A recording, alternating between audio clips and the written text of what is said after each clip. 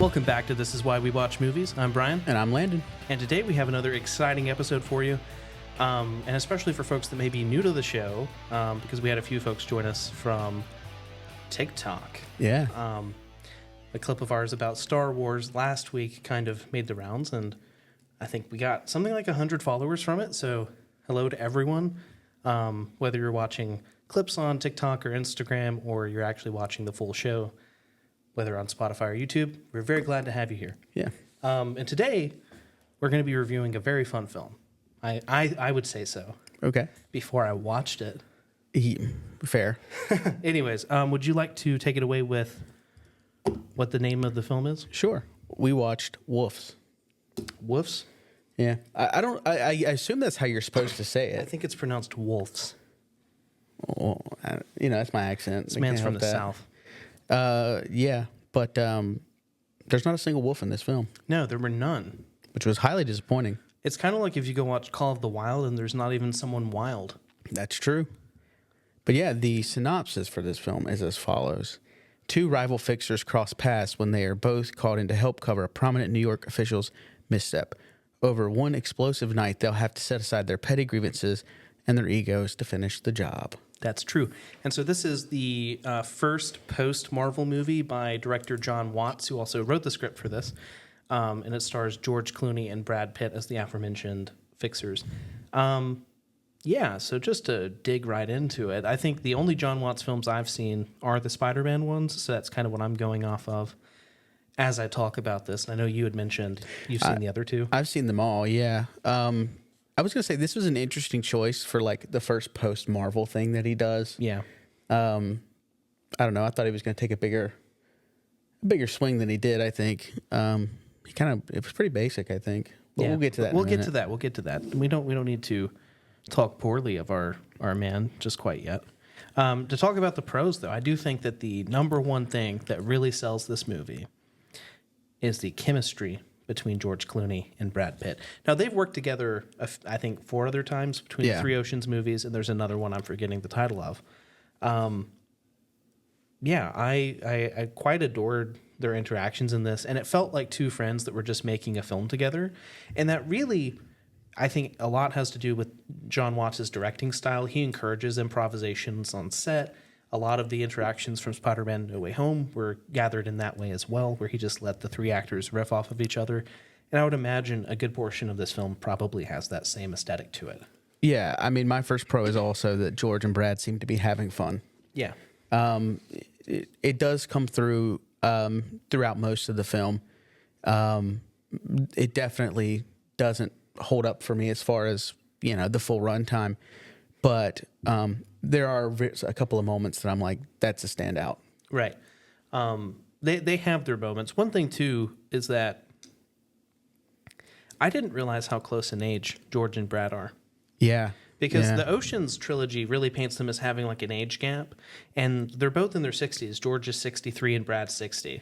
Yeah. Which is crazy. Brad Pitt is in such good health. Is it steroids? Is it a conspiracy theory involving like young people? I don't know. Yeah, I don't know Brad either. Pitt looks great. I mean, so does George Clooney, though. I think it's just the color of hair at this point. That's true. I have a magnet of George on my refrigerator, which I think I've mentioned on here a couple of times. So, big fan of George. Yeah. At least as an actor. Yeah. Yeah. Well, we've talked about our opinion of him as a director, but That was 2 weeks ago. yeah. Yeah. So if you haven't seen that, go check that out because that was a good time. It was a fun episode. Anyhow, what's your next pro? I really like the first 40 minutes. Interesting. I think that everything within the hotel, I was having a really good time with. I thought Jon Watts was in his bag at that point. Like a lot of the blocking, using blocking for comedy, was really strong in this part. Oh yeah, for sure. And again, going back to like his styling of letting people operate within a space, those were the best moments within Spider-Man No Way Home. Is like when they're in the science lab putting everything together, or when they were at the Statue of Liberty talking. Like he uses the blocking of whatever set they're on to the max, and I really appreciate that about him. Yeah, using doorways too. I think it was really, really strong, and I was like, I've not heard much about this movie, and I'm not quite sure why. But then after they left the hotel, I started to realize why. Yeah. But I think the first 40 minutes like saved this from being in the bottom tier of the films for this year. Yeah.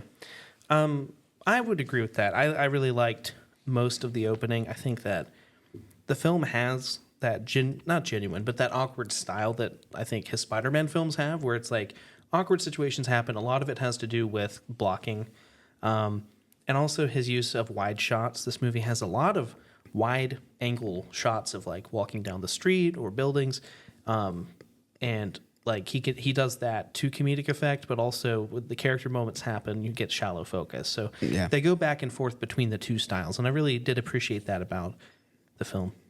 Yeah, I agree. That's my 2 pros. Okay, well, I'm going to go on for a moment. You then. go ahead. You pop off. So I think that the actual incident that they're sent in to fix is actually very interesting, right? Like the way that you're going to go about like fixing a dead body in the DA's hotel room. That's an interesting movie, like you're saying. In the hotel, they're really popping off, and it hooks you in. Like when you think of the way that J.J. Abrams talks about mystery boxes, this movie does that, where it just keeps presenting you with what's that about, what's that about, what's that about. And then at the point in the film, which is about 45, 50 minutes, I think they go see a doctor in Chinatown. Yep. That is when the mystery boxes start to open, and it's really a nothing burger for the most part. So, and I'll get into that in a bit. I did think it was interesting that the boardwalk that the ending of the film takes place on, I'm pretty sure is the same one that Honora was shot at. I think so too. I was thinking about that. I was like, is this the same? I've been here before and recently, perhaps last week. So yeah. And then that leads me into the difference between the Armenians and the Albanians. Okay. Because both of them deal with like, I don't know, not thugs, but fixers per se from those two cultures. So it was kind of interesting that both of these movies had an element of that. Obviously, one of them did it a bit better. Yeah. Just a bit. We can talk about this later because it's a spoiler, but I do have a question about one of the kind of twists towards the end of the movie once we get towards the end of the review. Just remind me to bring it up. I will. So leading into cons, I just talked about the cinematography and the open wide shots. And the first one I have is that they feel way too alone. I have no idea why, but the reason that I think the movie kind of breaks down when they leave the hotel room is that New York is sparse and not populated. It is empty. I have never seen New York streets with no traffic or people walking. Yep. And I've never been to New York, but I've watched enough footage or films or documentaries to know that's generally not how it is, and especially in Chinatown. So number one, I don't know what time of night they were supposed to have been out there, but it can't have been that late because of how long the night drags on. Right. So I think that that's kind of to the detriment of the film that, like, it doesn't feel like they're actually in New York. And my suspicion is they probably filmed a good portion of this on a stage. That's definitely a possibility. I think that, no, I 100% agree because I thought that New York felt lifeless for a lot of this. New York should be a character within the film. Correct. And we know that he can do that. Yeah, he's done it in the Spider-Man films. Right. But yeah, I agree 100% with that. Yeah. So my first con is just the last hour plus of this movie.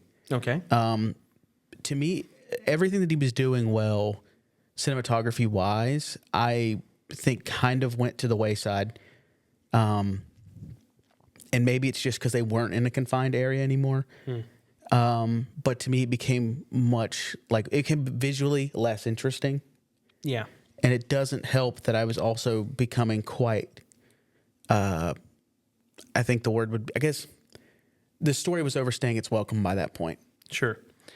I don't disagree with that at all. I think that weirdly it turns into, it's a very similar plot to Honora for a good part of it, where they're like chasing after this guy. Yeah.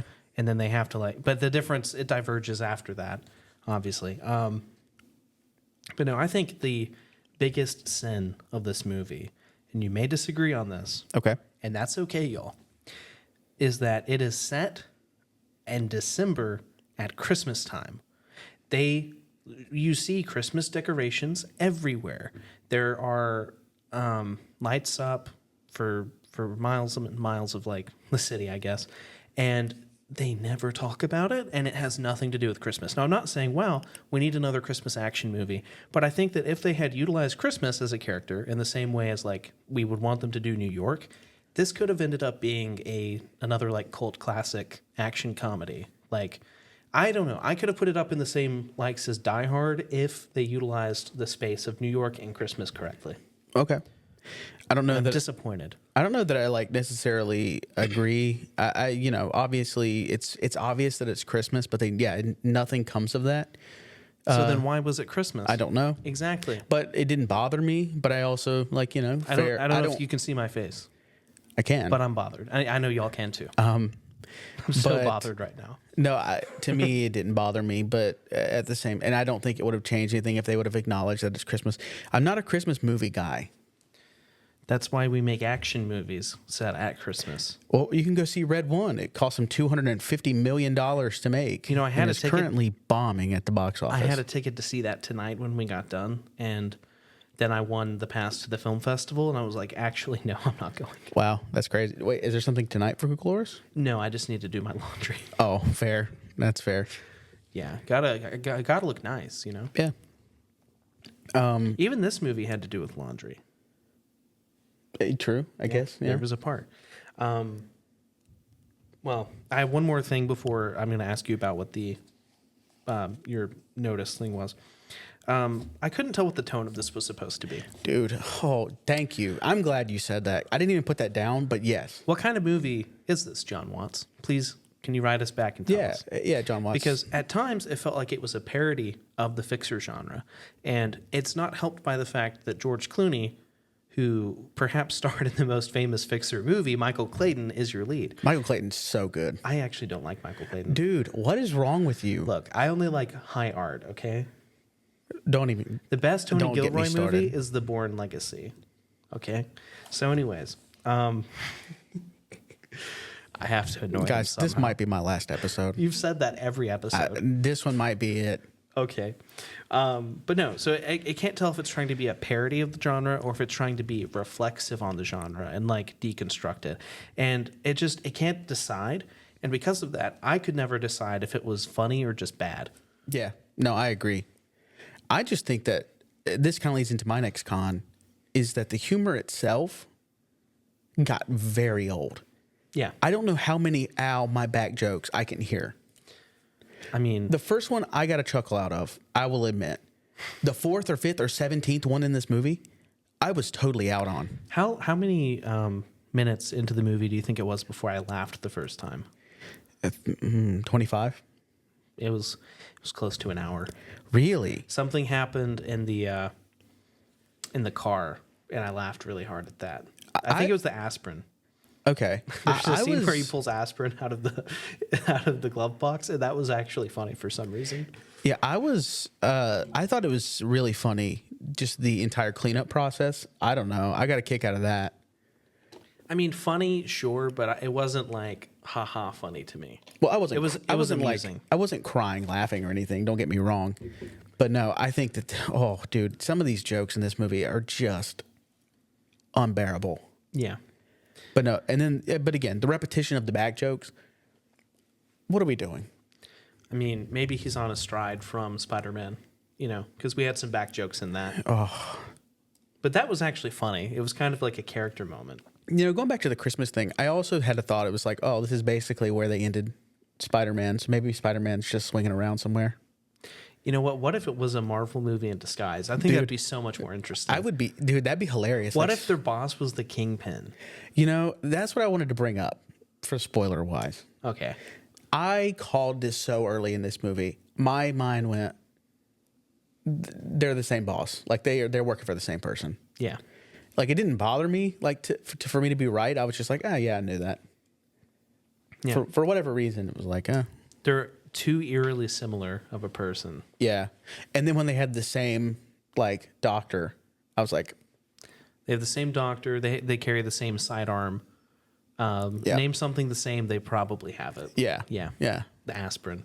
true. Yeah. Yeah.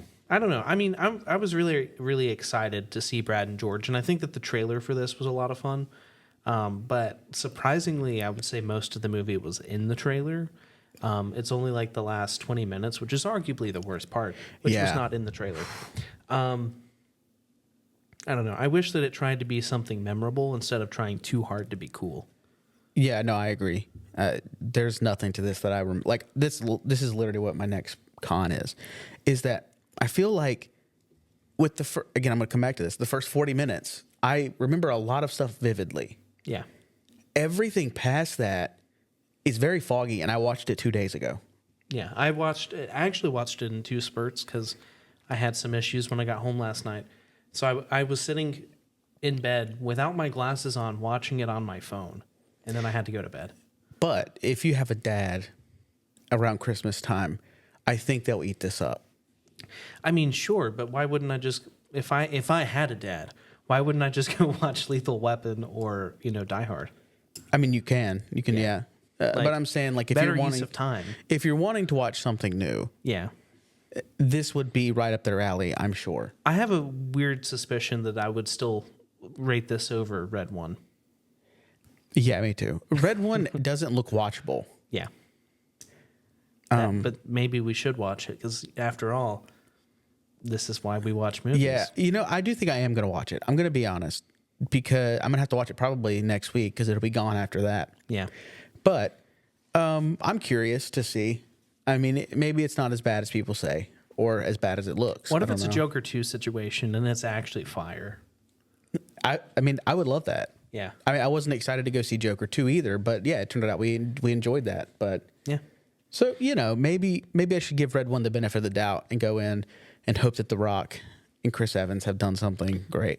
I don't know. Perhaps my issues with Wolves stem from the talent that's involved and being like, I know that they could have done something much better than this.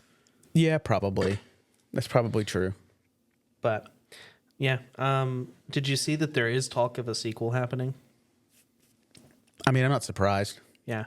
Apparently, when Jon Watts turned in his final cut, which was all the way back in December of 2023, that's how long they've had this sitting around. Holy cow. I think it was supposed to come out at Christmas, and they just moved it up. Okay. But Apple greenlit like a second film in the series. So, I don't know. I think that there's potential for them to do something interesting with that. Because, again, I will watch it if George and Brad are in it, and it's fun. Yeah. But, I don't know. I just wish that, if they do something again, it's more open, that there's more to it. Yeah, I mean, and let's put it in theaters.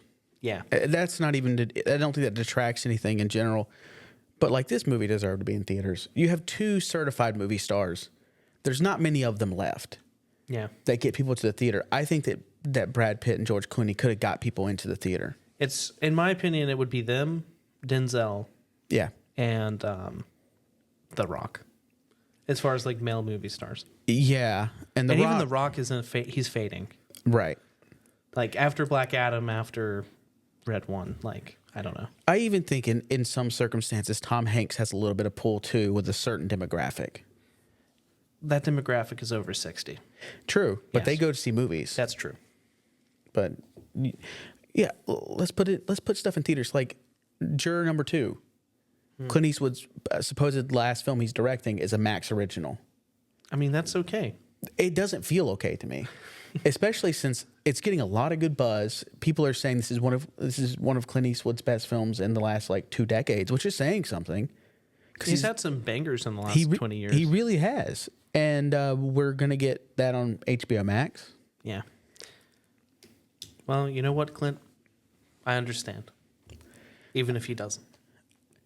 I don't understand, and I don't think Clint Eastwood understands either. But I don't think he made that choice.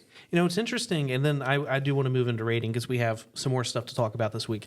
But what I was reading as well is that Jon Watts wrote the script, attached George Clooney, and then sold the project to the highest bidder based on that alone. Mm-hmm. So he just kind of basically was like, I have a film idea, who wants it? And it was Apple TV that won out. Yeah, I just think these streaming services are really just losing out on money. Yeah. Because I understand being an Apple original. Look at Killers of the Flower Moon. It's sure, you didn't make as much money Look as at you could have. Napoleon. Right. But you're making money when you put this into theaters. Right. And then people are still going to watch it again when it comes back on your service. Or watch it for the first time. There are people that will watch it only on yours, right? It's not going to change anything.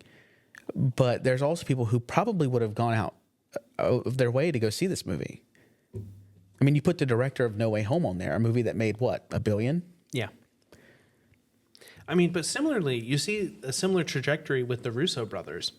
Yeah. They left Marvel, and then what have they been doing? Like Apple TV originals. Yeah, trash. They have a film coming out next year I'm pretty excited for. Is that the Electric State? Yeah. Oh, dude, that looked... Oh, don't... No. The book it's based on is very cool. So my hope is that the trailer is deceptive and it's more like the book. I just don't have much faith in them at this point. I don't know. I don't know. When you look at their career going from Arrested Development to Community and then Marvel, like, I don't know. Their trajectory has been fine. It's just like they had Cherry and the other one was not Ghosted, the other thing. Red Notice? No. It's the Ryan Gosling one, right? Ryan Gosling? Yeah, what am I thinking of? It's Red Notice. That was The Rock. Burn Notice. It's not Burn Notice. Hold on. Hold on. They all have the same title. Netflix made the same movie like 5 times. I know the movie in my heart. I know what I'm talking about. Okay. We're searching Letterboxd. I'm not going to search Letterboxd because it's going to be weird. It's going to be weird, just like this show. But no, why can I not think of what this movie was called? The Gray Man. Yeah, Red Notice. It had a color in the title. I thought the Gray Man is better than... It's better than Red Notice. Yes, by far. Like, I didn't hate The Gray Man by any means. It was a 3-star action film for me. Yeah, I think I'm right around the same area. And you know what else is? Wolves. Just going to say it. I enjoyed more of it than I didn't, but it's still kind of a crappy movie, 3 out of 5. I gave it 2.5. That is completely valid. Yeah. But it also sounds like you didn't like the back half as much as I did. No. Back half was miserable. Yep. Well, that was a wonderful transition on my end. I do want to move into Star Wars, though. Yeah. For people to meet. Because speaking of Jon Watts, in like 2 weeks, another Jon Watts project is coming out, and that is Skeleton Crew, the new Star Wars show on Disney+. Now, last week we mentioned it briefly, but we hadn't seen the trailers, so we went and watched both of the trailers that are available. And yeah, what was your initial reaction? I think it looks interesting. I think it looks like it could be fun. I do think that regardless of what I just said about wolves, I think that Jon Watts does capture like a childhood, like joy, really well. Well, but there were no children or young people in Wolves at all. No. There was something else I was going to say about it. I think that the lone the camera shots where they were all isolated was supposed to hammer in the theme that they were a lone wolf. But it just didn't work because it was New York. Right. But in this, it's an ensemble, and there are young people, and it looks very vibrant. It's kind of the opposite of Wolves in a lot of ways. It really is. I think it looks like it's going to be a good time. I don't really have too much to say otherwise. But we did look at who was directing episodes, and it's a crazy lineup of people. Yeah, they have David Lowery and the Daniels and somebody else. Lee Isaac Chung, who just did Twisters. Yep. And he did Minari. Yeah. Like it's Jon Watts. Jon Watts, yeah. Like I mean, and Bryce Dallas Howard. Did you say that one already? No, I didn't. But like, I think this is gonna be a great season of television. You do? I do. My cold still lingers. Oh no. I'm sorry. But yeah, no, I think like it looks like a fun trailer, and they're dropping. Is it 2 or 3 episodes on the first night? Either way, there's going to be some stuff to watch. Yeah. So we. I think it's 2 episodes. 2 episodes on December 3rd. Yes. Yeah. Okay. Cool. And then the big clip that we had last week, we were talking about a particular content creator that generally just spews out dissent within the Star Wars fandom, and he finally posted a rebuttal towards Disney saying that Rey was their most profitable asset. Yeah, I'm sure this Star Wars. I'm sure this wasn't unhinged. Oh, it was. He was so mad. He was like, I get it. Some people like Rey, but some people, they like eating crap. Except he didn't say crap. And it was just very combative. Like, if you like the sequels, you're just stupid. And that was his general tone about it, which I disagree with. Right. And he said Rey is the third worst Star Wars character after Osha and May. Okay.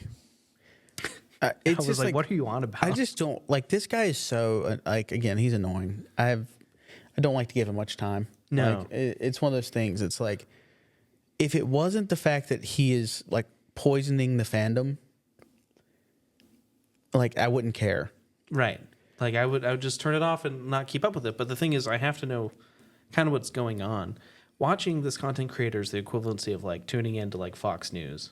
Like you got to know what's going on in the world. Sure. Even if you prefer MSNBC. Right. I mean, I guess, yeah. But It's a terrible like analogy, but it actually makes sense. It makes sense. Yeah. But no, I just like if you like Star Wars in any era, then you are a Star Wars fan. Yeah. Like if you don't like a certain era, then you're still a Star Wars fan. You just it didn't work for you. Like why do we have to like cause division within the fandom because people like what you don't like or what you think is woke? Yeah. And I mean, a lot of people in the comments section of our videos were talking about like, oh, you know, it's not good art. It's not well written. And it's like, well, I mean, I'm not going to argue that like it's not a masterpiece in the same way that Empire Strikes Back is. But I don't think it's horrible. There's a very stark difference between those things. And again, like I think that if all you've ever seen is The Mandalorian and Baby Yoda is the only character you love, you're still a Star Wars fan. Yeah.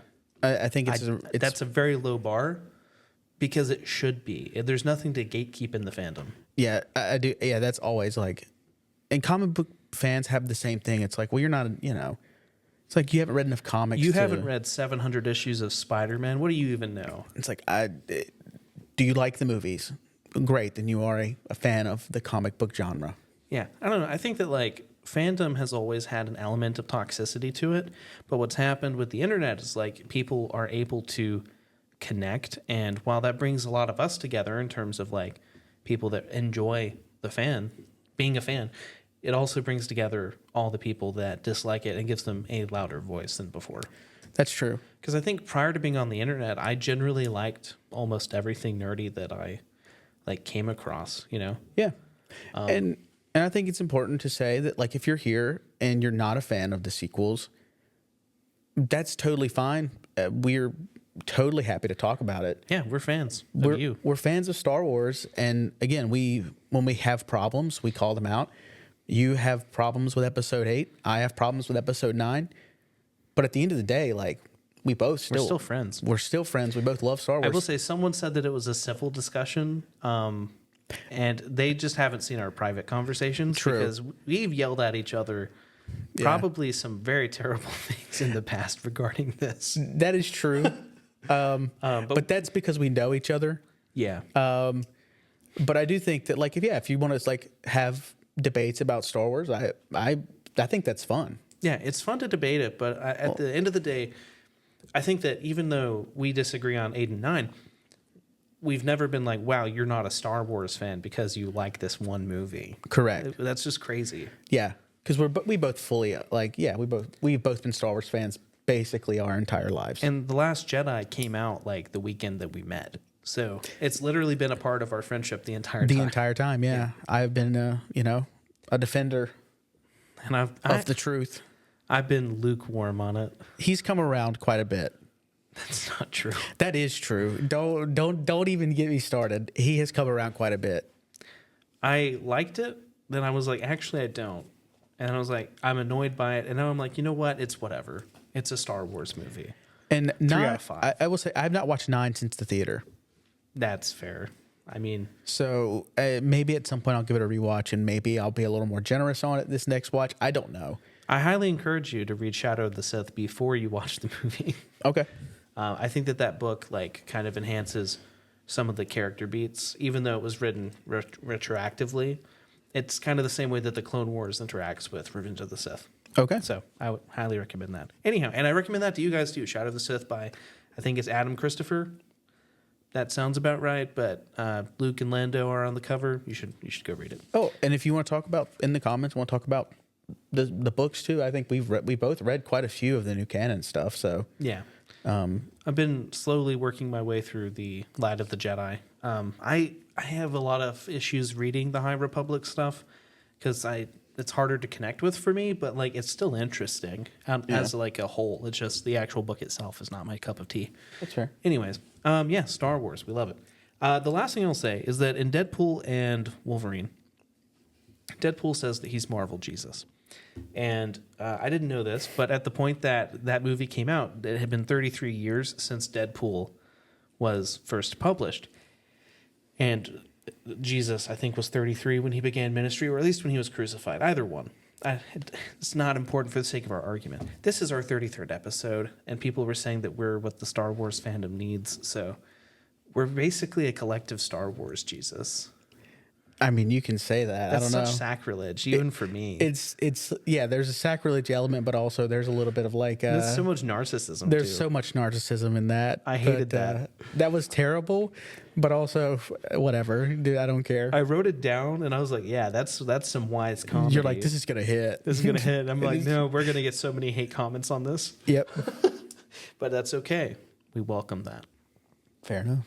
Anyways, you have the next segment, I think. Yeah, so we're gonna do like we did a couple weeks ago. We did a this or that segment, and I've got like 30 more this or that questions. We can cut it off at whatever point. Yeah. I told you what time to like move on. Well, yeah, we're nowhere near that. Yeah, we're but near it. I don't know what time it is. It is almost 6:00. They don't know that. That's fine. Okay. But no, it's the first one. I don't know that you've seen. I know you've started one of these. Pulp Fiction or Fight Club? Pulp Fiction. Really? Because I started that one. You just haven't seen Fight Club I at haven't all? seen Fight Club. Okay, that's Yeah. fair. I'm going to go Fight Club. Okay. I just think I think if David- I'd seen Fight Club, it would be that one. I like the talent involved much more. that's fair. And I don't like Pulp Fiction at all. I think this one's easy for us, but I think most people would have a harder time with this. Inception or Interstellar? Interstellar. It's not even close. No. I honestly think Inception might be one of his more overrated movies, like films. Most of his filmography. movies are his most overrated movie. I mean, not as much as Inception. I didn't realize how much people hate Interstellar. Yeah. I like being a 15-year-old went to the movies and I'm like, this is the coolest crap I've ever seen in my life. Literally a life-changing cinematic experience. Yeah. I could possibly be in film school because of that moment. Yeah. And y'all are like, oh, the sound mix is bad. And I'm like, what are you talking about? There's no film I can almost guarantee is going to make me feel something more than Interstellar. Yeah. Nothing else. We gave a microscopic review to Interstellar in, I think, like our 4th or 5th episode. Yep. A long time ago. Yeah. I dunked on Tree of Life. It's a great time. You know, we should review that sometime. Okay, we did that one already. This one's interesting. Titanic or Avatar? Titanic. Okay. That wasn't even like a question. I'm going to go Avatar. I mean, it's okay to have the incorrect opinion. We just discussed that. But I'm going to put it with a caveat. And it's not that I don't like Titanic. I think both films are great. But I'm going to go ahead and say that I'm wrapping both films of the Avatar into this. Okay, if it was Avatar 2, then I might change my answer. That was where my thought was. I was thinking just Avatar. If it's the first movie, Titanic, if we're counting Avatar as a whole and like James Cameron's like deal, I'm going Avatar because I think Avatar 2 is very, very good. Okay. The Shining or Psycho? The Shining. The Shining, yeah. Yeah. Fellowship of the Ring or the Sorcerer's Stone? Fellowship of the Ring. Yeah, same. Yeah. Are we talking about the cartoon? No. Okay. They were talking about like the first movie of each, you know. Okay. La La Land or A Star is Born? La La Land. La La Land, yeah. Yeah. Oh, this one hurts. Jaws or Jurassic Park? Jurassic Park. Oh, I'm going to say Jaws. Okay.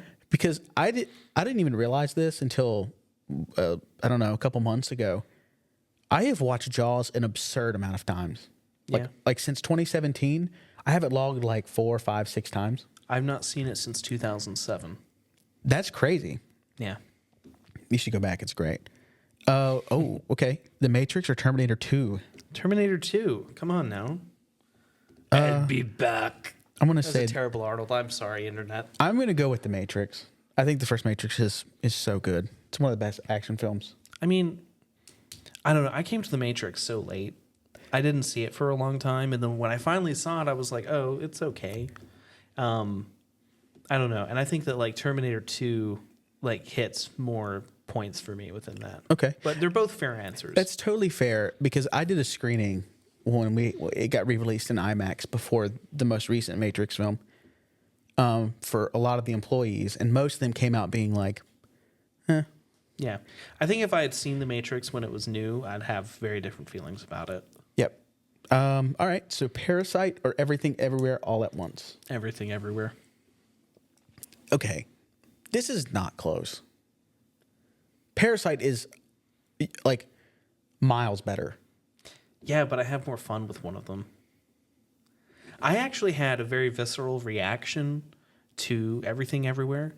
Like, and it's the same scene that everyone else probably talks about with Key, but yeah, I like Parasite's a good thriller, but in terms of like my emotions just getting wrecked is Everything Everywhere. I also have beef with Everything Everywhere All at Once. Because of the script? No, well, I don't. That's whatever. That's nitpicky. Yeah, I don't care about that. Has nothing to do with it.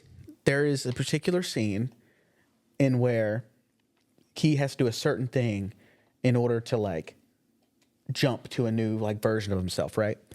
And the thing is to give himself paper cuts between his fingers. Yeah. You lost me. You lost an entire star. But I'm sorry. You don't get to do that and keep 5 stars. wouldn't you have just been happy doing laundry with me? That's so good. Yeah. Yeah, that's why I said that. I'm like, that's the movie. Again, I think that both movies are great. I just think that Parasite's on another level. I also feel like Parasite might be slightly overrated. Oh, Memories of Murder might be better. I agree. Okay. But I'm glad we agree about that. Yeah, Memories of Murder is better. Yeah. But I think I gave them both a 4-star on Letterboxd, but I liked Memories of Murder a bit more. I have the same rating for them on Letterboxd as well. But I do think, Memories of Murder is better film. Yeah. Yeah.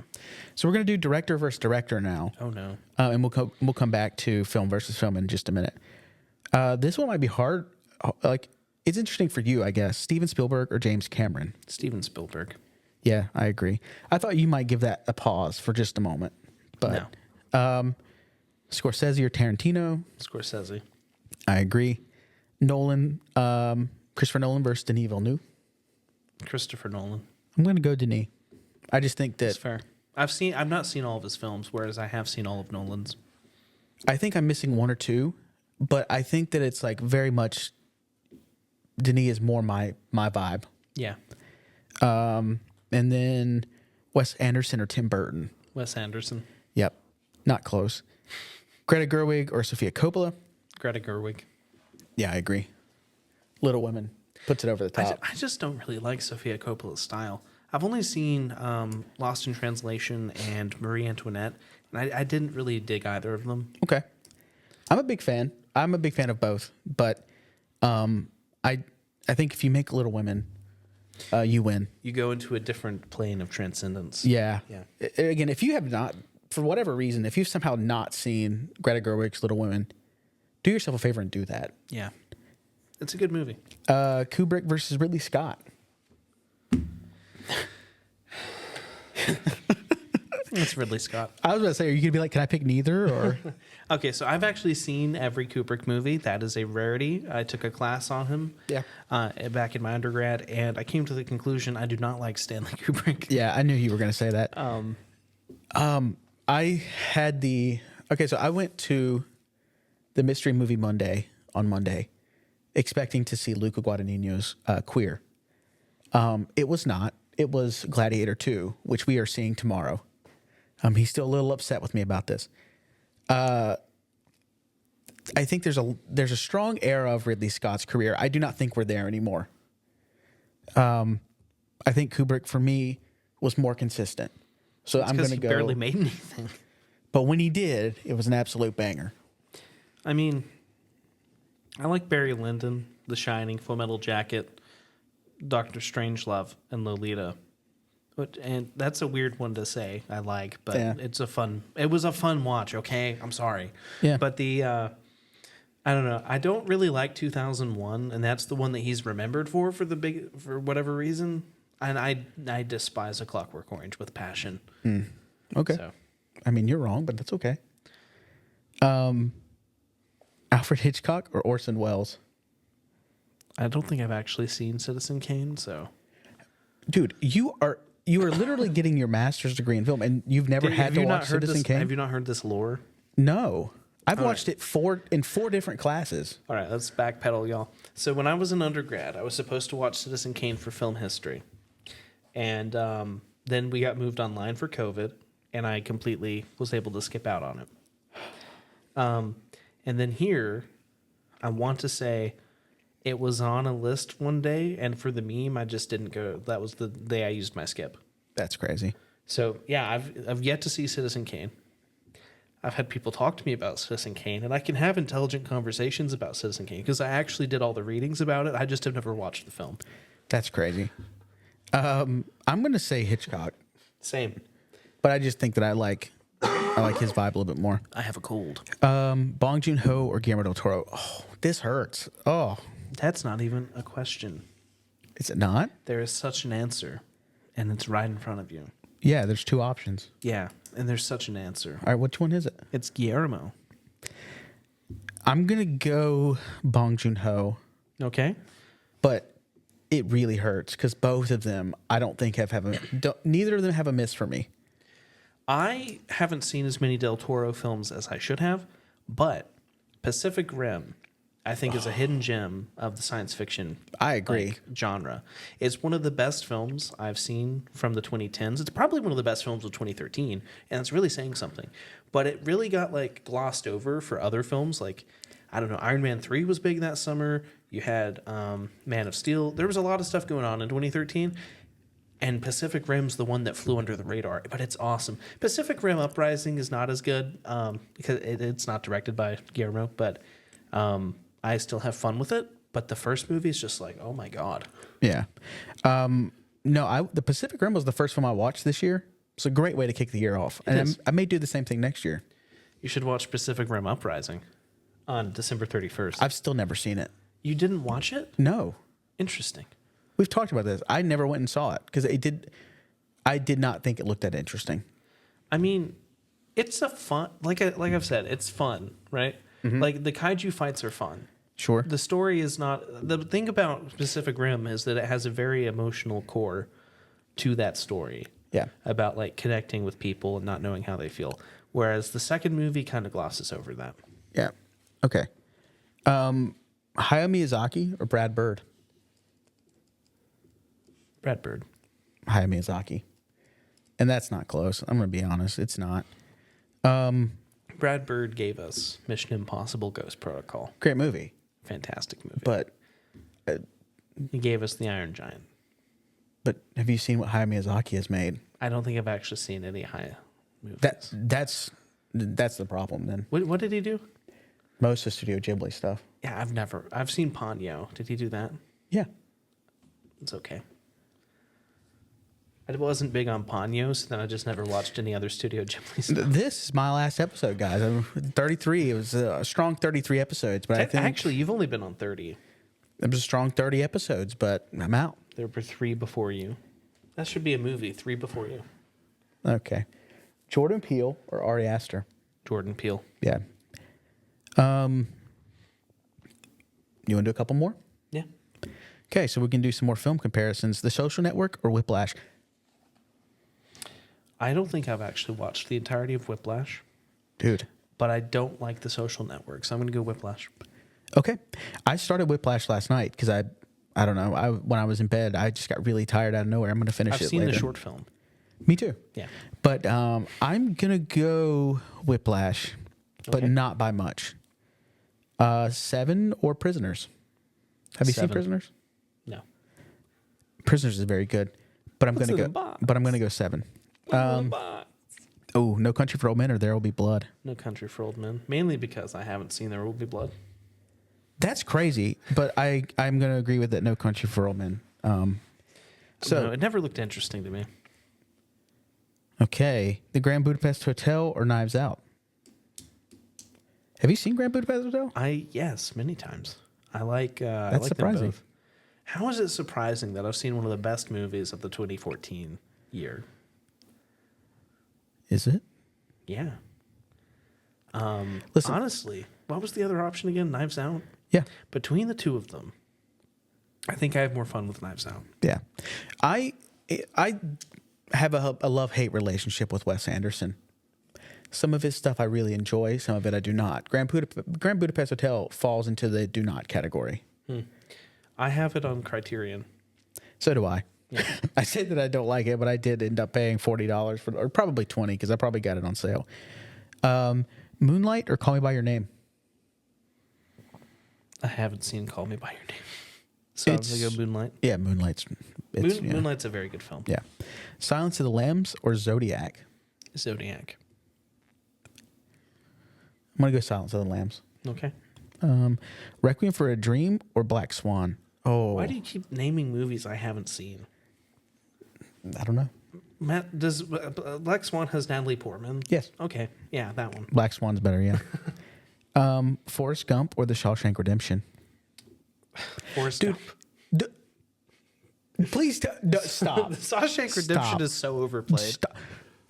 Dude, you were talking about the number one overrated movie of all time, Forrest Gump.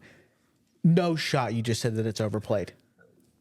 I'm going to lose my mind right now. I think that Shawshank Redemption is more overplayed than Forrest Gump. That's a crazy take. No, Shawshank Redemption They're both fantastic. absolutely clears. I don't agree. Like, you don't have to agree. You don't have to be right. I think that Forrest Gump is barely watchable for me. Interesting. I do not like Forrest Gump. Memento or The Sixth Sense? We got to back up on that, though. Let's back up. Let's we got to talk back about up. Is this an ableist thing? No. Because I wasn't sure if you meant the character. It's a Zemeckis thing, and you know this. There's very few Zemeckis things that I enjoy. I don't know. I think that Forrest Gump is inherently like a. It's meant to be inherently American, and if you don't like it, you're just not American. Fine. You can call me whatever you want. Call me a communist. I don't care. I will. He's a communist, y'all. But yeah, no, it's not for me. Memento or Sixth Sense? Sixth Sense. Yeah. We're not M. Night Shyamalan, fans on this podcast. Yeah. Ain't that right? We're trap truthers. No, absolutely not. Well, I'm a trap truther. I say this 4.5 out of 5. So It's a 2 out of 5. such an L take. We actually couldn't review that on here because we would start yelling at each other. That's one of the ones we're not going to be civil about. Yeah. 1917 or Dunkirk? 1917. Really? Yeah. I don't know. Dunkirk is like not as character driven.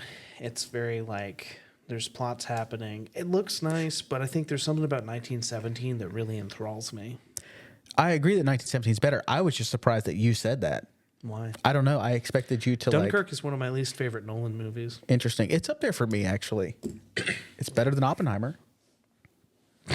I stand by that. This is my last episode. What's going on? I stand by that. Anyway, regardless, that's all I had for this. That last one, you know what you did is you took this pen right here. You just stabbed me in my heart. I think one episode we should just do a ranking of Christopher Nolan films. It's not hard to do. I already have them ranked. Yeah, me too. I just think we should go through and talk about them. Just have a Christopher Nolan. Next time when the new one comes out, we'll review the new movie and then go back and give quick reviews for everything else. Okay, yeah. And we actually do have a review of Oppenheimer, and I know that we've talked about some of his other stuff in episodes. But Yeah. Anyhow, well, I guess that brings us to the last bit, which is what we've been watching. Oh, yeah. You want to go first? Yeah, mine's very short. I watched Invasion USA. It's a 1950s B movie that's very propaganda-esque about the issues with communism. One of our friends, Dason, is a film student here, curated a screening of that for the Cinematheque. That was a fun time. Then I watched a Indian film called The Roll in New Wave class. Yeah, and then I watched Wolves. It's been a very lax week, but mostly that's because I've been playing Black Ops Zombies kind of religiously. So, Yeah, I completed Spider-Man 2, 100%. So let's go. I'm playing Miles Morales now. So my movie watching has been a little bit lighter because I've been focusing more on knocking those out. But I did watch Silver Linings Playbook. The Lincoln Lawyer. I rewatched Babylon because we talked about that last week, and it made me really want to rewatch it. I bumped it up to a 5 out of 5 because I swear, dude, everybody is just their heads in the sand on this one. I say this a lot because it happens a lot. 10 years from now, I'm going to be vindicated on Babylon. I stand by that. People are going to come around on this. It may be hated now. They're not going to. It may be hated now, but you just wait. Then I saw Gladiator 2 and Wolves. That still stings. I really wanted.